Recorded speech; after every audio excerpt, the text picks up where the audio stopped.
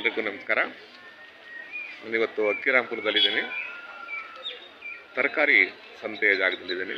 ತುಂಬ ಇತಿಹಾಸ ಪ್ರಸಿದ್ಧವಾದ ತರಕಾರಿ ಸಂತೆ. ಸುಮಾರು 50 ವರ್ಷಗಳ ಇತಿಹಾಸ ಇದೆ.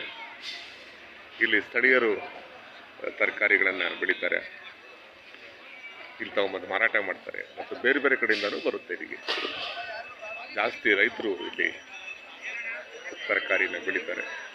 ಆ ಬೆಳೆದಿದ್ದನ್ನು ಇಲ್ಲಿಗೆ ತೊಗೊಂಬರ್ತಾರೆ ಮತ್ತು ಹೊರಗಡೆಯಿಂದ ಕೂಡ ಜನ ಇಲ್ಲಿಗೆ ಬರ್ತಾರೆ.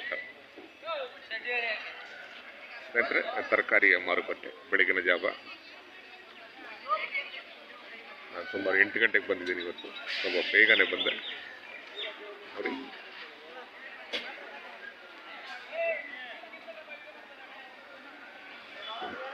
ತರಕಾರಿ ಸಂತೆಯ ದೃಶ್ಯಗಳು ನಿಮ್ಮ ಕಣ್ಣು ಮುಂದೆ. ಅಕ್ಕಿರಾಂಪುರ ಸಂತೆ ಅನ್ನೋದೇ ಒಂದು ಬೆರಗು,